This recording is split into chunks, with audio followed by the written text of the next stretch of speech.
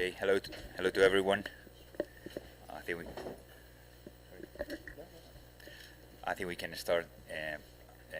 I've been honored to chair this table, and I want to introduce myself first, and then I will introduce each of the speakers and set up kind of the rules for the speeches. Well, my name is Pablo Blanco. I work at REPSOL. I'm the legal director for Exploration and Production for the whole group. I've been engaged in all kind of activities in the energy sector, starting with the Spanish energy regulator and then coming to the private sector, into national and international deals. Here we're going to have two speeches. The first one is Gas to Energy, the African Experience, and there are two speakers that are going to talk about that. The first one is Rainer Nowak, who is on my left. He's working at a law firm in South Has WENTZEL. He started his career in Cliffordsons, but he's been in this law firm since 2006. Has a lot of experience in corporate transactions, energy projects related transactions as well, and actually he is engaged in an LNG to power project in Namibia. Then we have also my left is Hanri Mostert. She's at the Cape Town University in South Africa. She's specialized in land and mineral law, and now she's creating as a professor a book series dealing with mineral laws in Africa, and also she's developing a series of postgraduate courses in the African continent. She also is a visiting professor in Groningen University in the Netherlands. So I'll give you the floor. You can stand whenever you're ready. Thanks. Do I switch this on, or is it automatically on? It's on. Okay. Thank you very much for the opportunity, and thank you for coming to listen. My name is Hanri Mostert. I'm from the University of Cape Town, and we're doing a joint presentation, Dr. Nowak and I, about, is it not working? No, it's for the translators. Okay, to hear better. So Dr. Nowak and I will be doing a joint presentation on gas to power in Africa, and it's about liquid natural gas. As an introduction, I understand from Professor Del Guayo that Spain has lots of experience with liquid natural gas, with LNG. Africa is just starting out on that journey, and at the moment there's actually only one project that is operative, and that is in Namibia. So what we are presenting is really an introduction, and it is a request for advice, for comments, for suggestions as to how to engage with this further on the African continent. And I'll start by just talking briefly about what LNG is. It consists mainly of methane, about 90%, 98% methane, and once the natural gas is extracted, it can be liquefied by extreme cooling, and the beauty of that is it reduces the cubic size of the product, and that eases storing. And then this liquefied gas can be stored on and transported by ship to wherever it is needed. And in the harbor of the importing country, then it can be regasified and fed into the pipeline, fed into the gas transportation system, taken to the power plant in this way, and from there on to consumers. So the question for us in Africa is why would LNG be a product that would be useful and interesting for the continent? And our opinion is it is indeed useful, and there are various justifications for it. The first is the environmental justification, and that is the climate change imperative that we have been speaking about. I want to show you a picture here. I'll leave that on for a bit so that you can look at the different infographics. But if you look at South Africa contributes about half of the entire African continent's CO2 emissions to the greenhouse gas problem. Half of the entire continent. That is actually quite frightening. It's a huge climate culprit. And the reason for that is because up to 90% of South Africa's energy is coal dependent. So when we signed the Paris Convention, South Africa received actually very lenient goals. And in order to meet these goals, gas, including gas in a diversified energy system, is one of the goals. So gas is cleaner. It's about 50% cleaner than coal, 30% less carbon oxide emissions than oil. Another important consideration in this regard is the South African National Development Plan, which calls for energy diversity and a more robust supply structure. A second reason would be, the second pillar on this slide would be operational flexibility. So gas complements renewables very well, and South Africa is excellently situated to be a country for renewable energy. Introducing gas into a diversified energy system means that the gas can operate at a base load level or at a peak load level, and it can much more easily be switched on and off than a coal plant or an oil plant. A third reason is affordability. So gas is transportable at comparatively lower cost than some of the other energy sources. And also there's a large supply. There's an abundance of this resource available, and drops in the prices of gas can be expected. The fourth reason is, and that is for Africa very important, is the potential of infrastructural development. So as I've mentioned, there's actually only one project that is operative at the moment, but in South Africa there are 2 harbors that have been earmarked for development for introducing the LNG system into the energy supply, and those are the harbors of Kuga and Richards Bay. Both of those are situated in areas of South Africa that are actually quite underdeveloped, and where the regions are in great need of an economic injection. And the expected economic development of these struggling regions is a major motivation for introducing LNG, because this will develop the port system. At this point, I'm going to hand over to Dr. Nowak. Thank you, Hanri.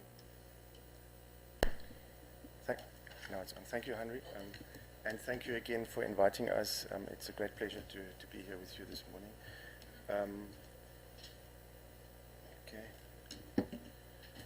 Yeah, I'm talking go a bit more into detail how projects, the few projects which we have in Africa, how they are developed. Starting here with my first slide, when you look at the scope of an LNG to power project, and remember that in Africa, in most places in Africa, there is at the moment no infrastructure whatsoever as far as LNG is concerned. That's why if you build a power plant fed by LNG, you need to build everything else around it. So when you look at that chain, you start obviously with the procurement and delivery of LNG, which in the absence of gas close by would happen through a vessel coming from sea. Then you have LNG storage and regasification infrastructure. You have the transmission infrastructure, and you have the power plant. At least the second, third, and fourth bullet point is actually almost a project on its own. And I'd just like to pause on the second bullet point when you think about how do you want to have, what kind of infrastructure you want to have as far as storage and regasification is concerned. In a developed country where you would already have in certain harbors, in Europe, for example, you would have a land-based terminal. Now in Africa, I think, say for Nigeria, there may be one, and I think in Northern Africa, but in Sub-Saharan Africa, you do not have any land-based terminal for LNG, not a substantial one. So here, another technology comes into play, and is becoming very popular, which is the technology of an FSRU. That's a floating storage regasification unit. That is basically a vessel which receives gas, stores it in liquid form, and regasifies it in order to distribute it through a pipeline then to the power plant. Now, I must press here, sorry. So all those elements, if you have a project in Africa, those elements must basically be built all at once, which makes it very complex because all those three need to work together. There are various risks, different risks. They need to be allocated properly to the correct part of the project. If you have to build everything at once, there's basically two project structures generally. The most obvious one would be, well, it's 4 different projects, very different risks actually, so we have 4 different separate projects at once. You would have a project which deals with the gas transportation. You would have another project which builds the storage and regasification, or which operates the FSRU. You have an entity which aggregates the gas, and you have the power plant. That's a non-integrated approach. However, if nothing is there yet, it's very difficult to link those different projects from a financial point of view if they are separate. So the approach which is taken is to integrate all of this. So it is basically one project which is developed on the basis of the cash flows from the power plant. You would have one entity or group of entities which houses the project. You have one financial model, which means that the income of the power plant is basically the only income which secures the finance which is utilized to build the plant or to build everything. And that project is then also arranging for a single financing structure by one lender, or mostly obviously multiple lenders. So in South Africa, that integrated approach is taken. In South Africa, there is, maybe just to give you a bit of a flavor of the landscape in South Africa, Hanri mentioned it, between 70 and 90% is generated through coal. There is one monopolist at the moment, which is a state-owned entity which produces 95% of the electricity, owns the entire transmission, and operates part of the distribution. The distribution in the cities is done by the municipality. So in this environment, years ago, the South African government has taken the approach that the private sector has to get involved in power, but they do it in a very particular way, in that they establish programs where the private sector is invited to bid projects to government in a competitive bidding process in order to build projects and then to sell the power to that monopolist. So that is quite different from other countries where you have private party power purchase agreements, where you have a private sector generator, and you have the private consumer. They contract directly, and the transmission line is possibly used by, and that is still operated by a grid operator, a state-owned grid operator. Some of you may be familiar with the Renewables Energy Independent Power Producer Program. The Energy to Power program is very similar. The objective is that 2 power plants will be built with an aggregate capacity of 3,000 megawatt in 2 ports. But the secondary aim, or first aim actually, is not only to generate power, but to actually create an LNG market in South Africa. That's why it's an integrated project. Basically, the power plant is the anchor gas off-taker, but because the storage facility is larger than what the power plant utilizes and needs, it can also be used by other parties, thereby creating a power and gas market, LNG gas market, which creates one complication in the integrated structure, and that is actually that third-party access, and that is something which is one of the bigger risks, bigger issues when structuring that project, because on the one hand you have a power project with the entire gas infrastructure, which is financed on the basis of the power plant. So the power purchase agreement carries the entire project cost, capital cost and operating cost. Because at the time when the infrastructure is built, there is not yet a secondary offtake. So a financier and investor will not take into account that there is potential further offtake. The financial model of the entire project is based on the power plant. Yet the structure must allow for a third party to come in, which means how do you deal with this risk? There is a bank, there's a financier who wants to be protected, wants to basically ring fence his project, but on the other hand, there are third-party off-takers. This is a typical problem, will be a problem in that program. And in our Namibian project, there's a similar issue where because the Namibian government wants that structure to allow for third-party off-take. Okay.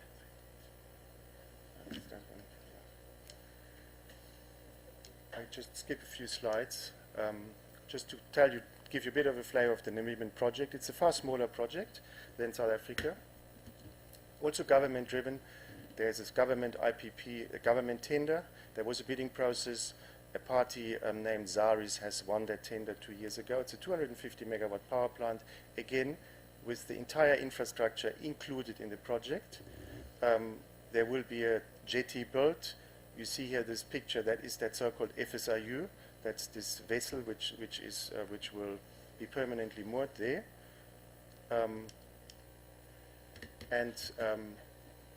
At the moment it's a bit stuck in terms of Namibian policy, but we hope that this project is going to be online. Well, that commencement of construction is hopefully happening next year.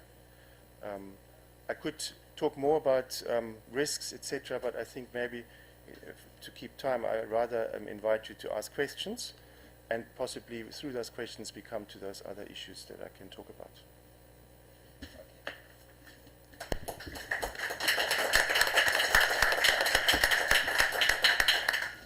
Thank you very much. Very interesting, actually. Now, our second speaker will be Don Smith. He's an associate professor at the University of Denver College of Law. He teaches about the relationship between energy sector and the environment, and he's the editor of the Journal of Energy and Natural Resources Law, which is published by the International Bar Association. So I'll give you the word. Buenos días a todos. Muchas gracias por la invitación a hablar aquí a la Club Español de la Energía. Gracias. Lo siento. Pero hablo un poco de español, por lo tanto, desde aquí hablo inglés.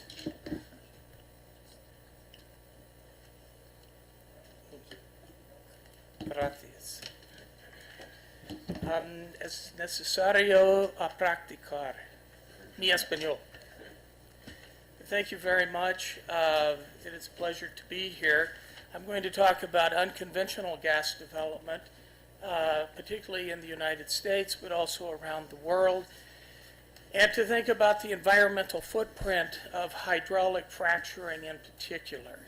And I might begin by asking all of you, how many of you are familiar with hydraulic fracturing?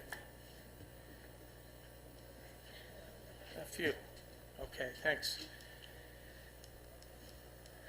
The role of natural gas in climate change is driven largely by the fact that natural gas produces a lot less carbon than coal does. And as a consequence, if you can burn more natural gas and not impact the environmental footprint, then you can reduce the carbon emissions. You can also reduce other emissions such as sulfur dioxide, nitrogen oxide, and mercury by burning gas rather than coal. And as a result, particularly in places like the United States, there has been a great deal of fuel switching from coal to natural gas, and as a result, the carbon emissions have gone down. However, my premise is that if care is not taken in the unconventional production process, then the natural gas benefit, the reduction in carbon emissions, can be minimized and you're right back into the same place as coal, or perhaps worse.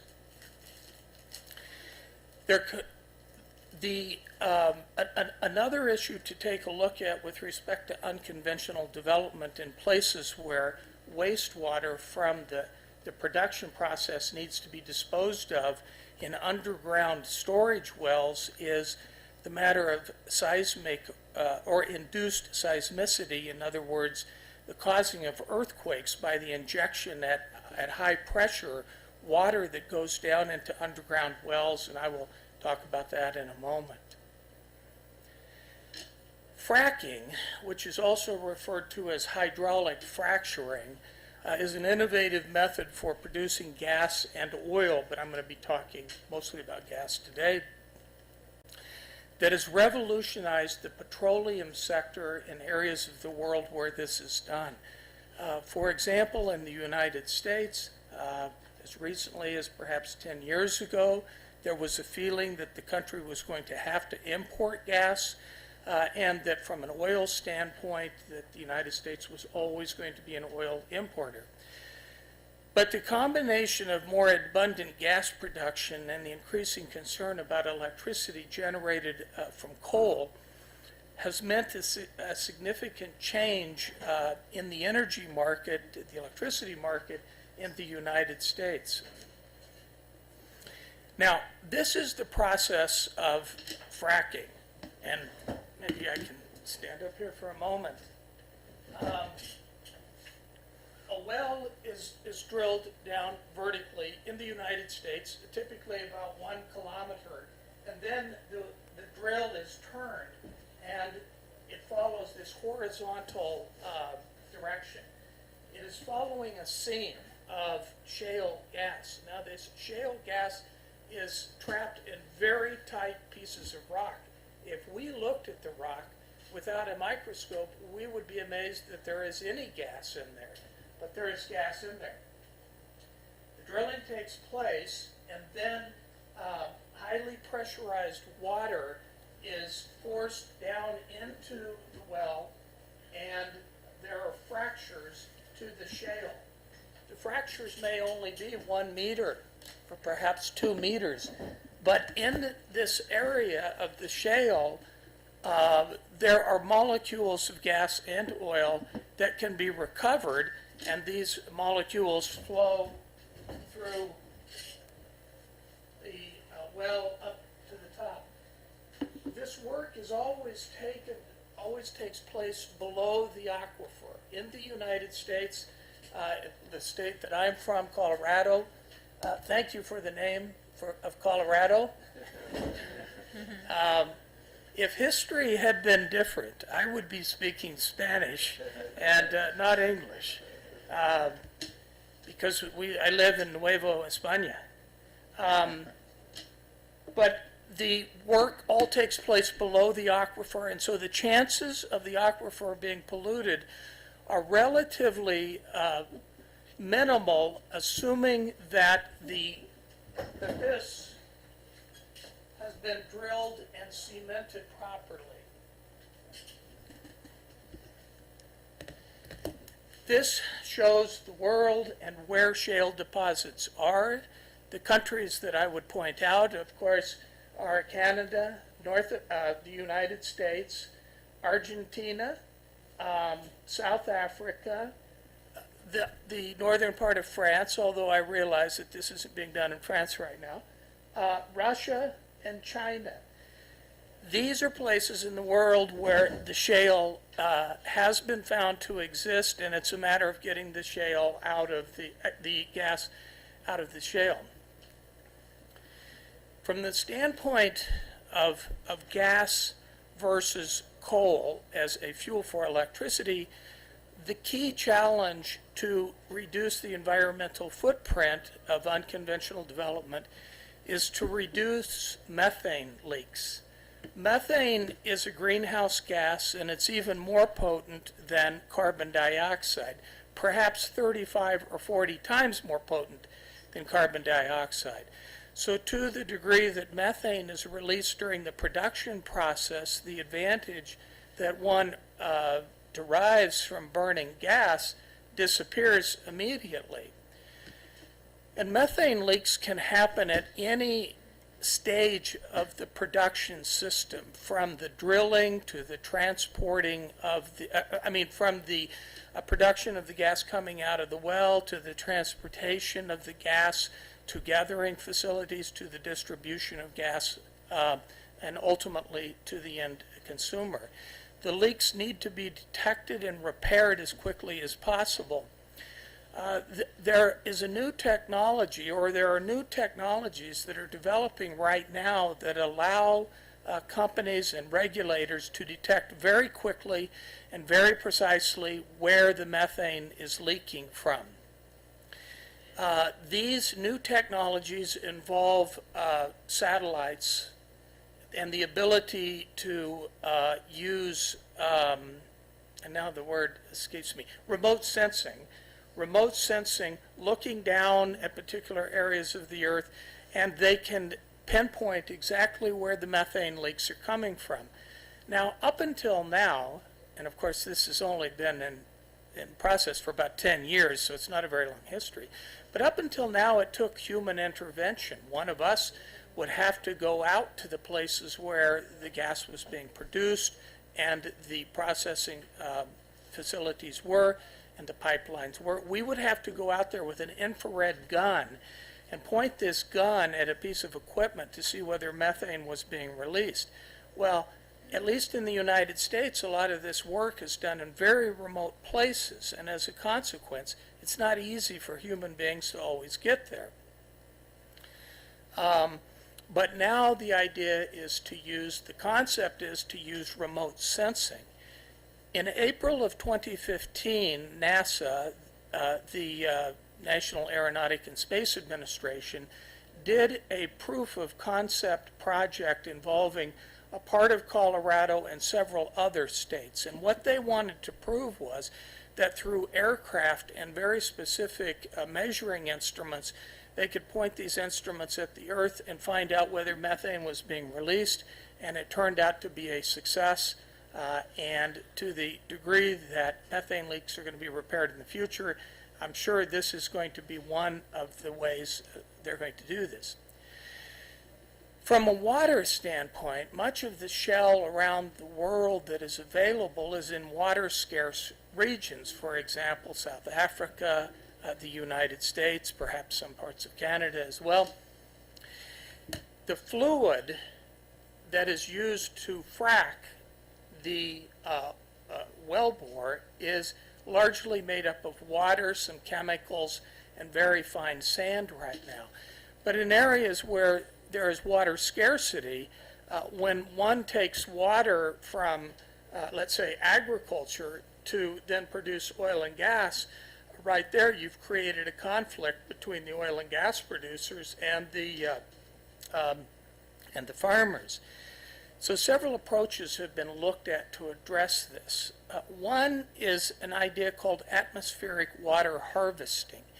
And the idea behind that is that in the air, even in the driest portions of the world, there is some humidity.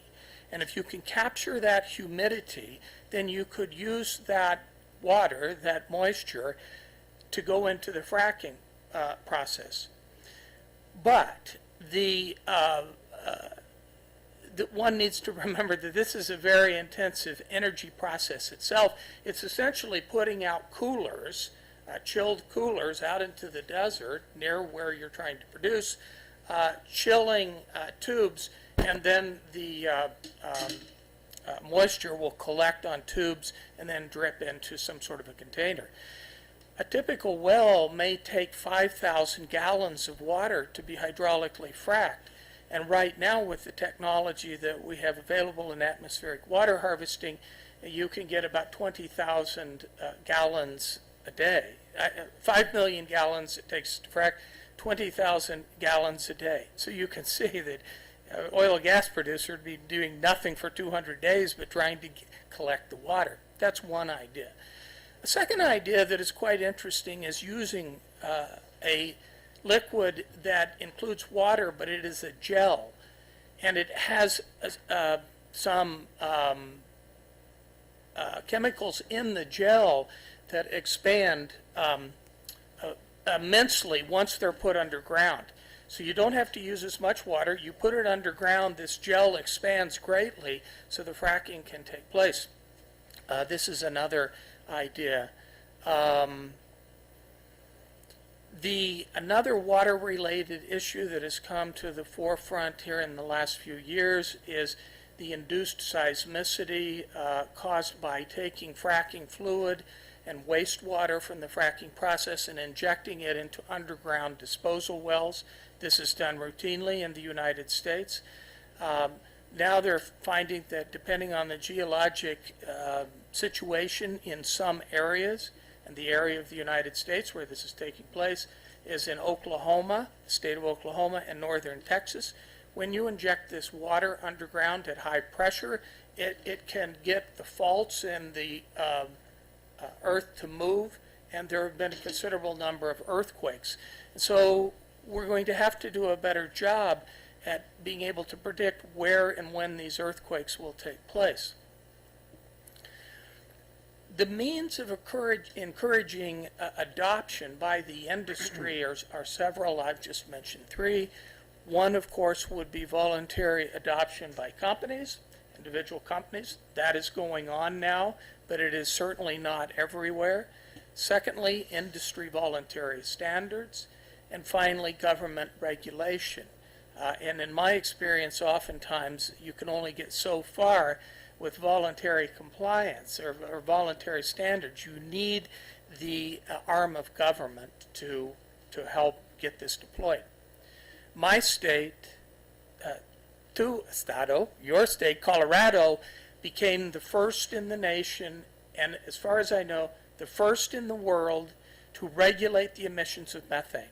2 years ago, through a collaborative process involving the governor, who's a former petroleum geologist, interestingly enough, industry, environmental groups, and regulators, the governor brought these groups together and essentially told them that if they did not work together to come up with some way to deal with methane releases, then through the political process, it was anybody's guess what was going to happen.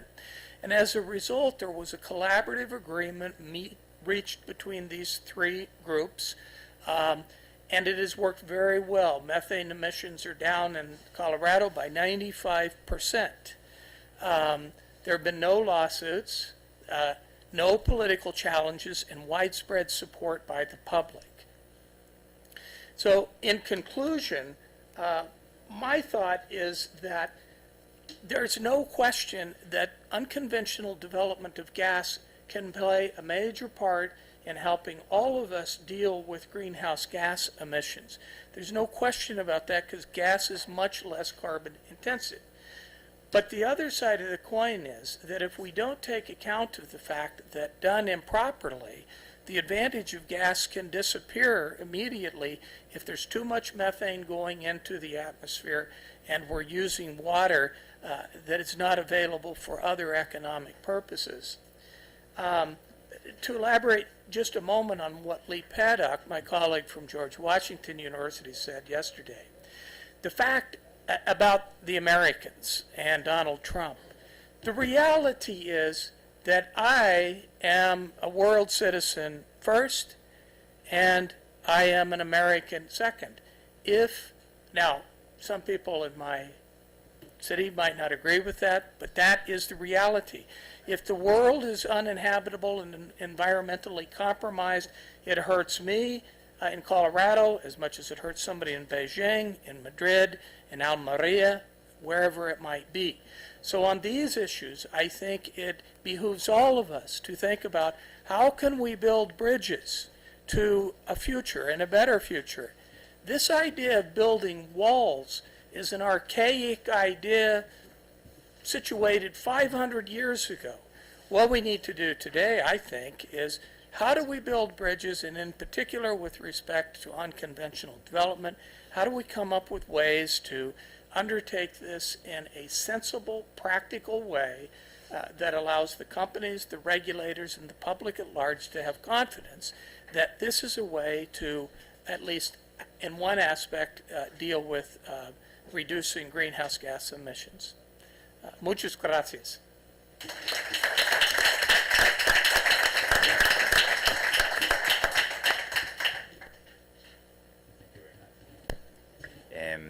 Well, we have, I think, 2 minutes left, so maybe someone wants to raise a question. I think it's the right moment to do that. So any questions to any of the speakers? Go ahead. Yes, to Mr. Nowak. I understand that you say the third-party access to the transport is a problem in South Africa. Here in Europe, it's a very big business. How is that regulated in your country? You mean the transport of the LNG to the gas power plant? Yes, in particular the third-party access. Yeah, the reason why it's perceived as an issue that comes from the financiers, banks, and the investors putting their money into the project. In our experience is generally in sub-Saharan Africa, when it comes to project finance, banks are very, very conservative generally. That's just as a starting point. Very difficult to negotiate with them. So what their argument is that they lend the money on the basis that the project can pay it back through the cash flows that come out of this one power purchase agreement. That's how it's structured. And at the outset of the project, there is no third-party offtake. That is something which only develops over time. So as a conservative banker, you will say then, well, what happens if it doesn't develop at all? That's what I need to actually now consider. If it doesn't happen at all, or if it happens less than what people expect, and the project company would always be too optimistic from the bank's point of view, then I, as the bank, need to confine myself to the financial model being the power purchase agreement, and that means that anything that is a risk to the project must be eliminated. So that starts with what happens if somebody defaults and there is limited gas in the storage facility. Who can have this gas? So the bank will insist that all the securities in relation to that gas will be ceded to them. What happens if in the pipeline there is leakages and less gas can be supplied? The bank will insist that that if there is limited supply, the power plant has a first bite, and so forth. So all securities need to be with the bank, and it must be ring-fenced from any risk that comes from the third-party off-taker, be it that the third-party off-taker simply has a claim to receive the gas and would be able to liquidate the company selling the gas to him. That wouldn't be possible.